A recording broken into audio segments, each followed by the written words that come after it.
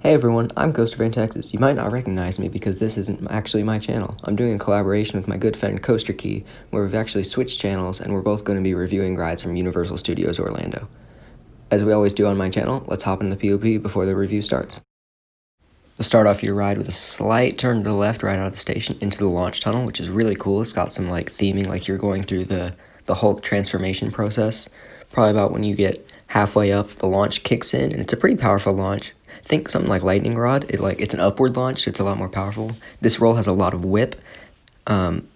This kind of a drop. I wouldn't really call it a drop. I really like the Cobra roll. It's gigantic. It's so iconic for sure. This loop gives a pretty good dose of positives. Not my all-time favorite vertical loop, probably.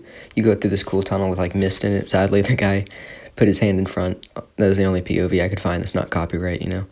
And then you go through this corkscrew, very weird layout, you know, like corkscrew and then a loop, which goes around the brake run, which is pretty cool.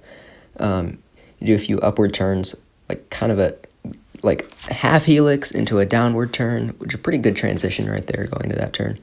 Then you hit the mid-course, and this is where I feel like the ride kind of loses steam. I don't know. This corkscrew is fun, but kind of after that, it seems like you're just kind of wiggling around. You've lost all that speed that you just had from the awesome launch and the huge elements earlier, and now you're barely getting through these tiny turns. Then you hit the brakes on this weird brake run that's tilted.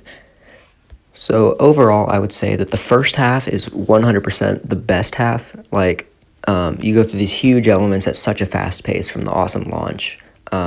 I mean, there's plenty of whip, but there's no real headbanging because this is one of the smoothest coasters I've ever experienced. It doesn't even have your generic B&M rattle. I mean, and the transitions are amazing, as B&M does.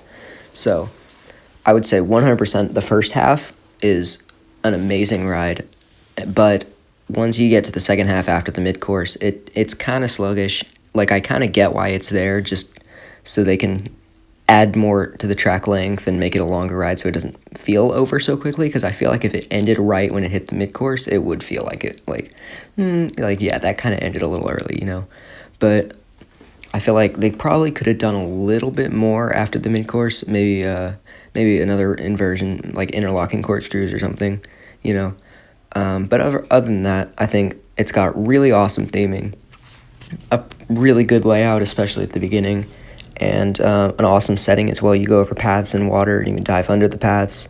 It's got a really cool color scheme. I really like how you can pretty much from anywhere in the park hear the raw when the train comes out of the tunnel. You could hear it from our hotel, which got a little annoying sometimes, to be perfectly honest, but it's still a really cool detail. And I mean, you can barely hear it on the ride, so definitely some directional sound is at play here. But yeah, I would 100% say that if you're going to Universal Studios, you can't pass up this ride, because when I went, Hagrid's Motorbike Adventure was not open. It was still under construction, so I never got to ride that. But I would assume, since I'm more of an intense coaster person, this is probably still going to be my number one, even when I get around to riding Hagrid's. It is my number 5 roller coaster overall, and for a final score, I think I'm going to give it a 9 out of 10. I think the only thing preventing it from getting a full 10 out of 10 would be if it was just a bit stronger in the second half, because those mid-course brakes really do hit hard. But overall, I think it's probably one of the best coasters in Florida. Maybe something like Mako or Kumba or Iron Gwazi especially would be better, but as of all the coasters I've ridden in Florida, it's personally my favorite. So I'd like to give a big thank you to CoasterKey for letting me do this collab with him, and I want to remind you should subscribe to his channel and subscribe to my channel, and I hope you all have a great day. See ya.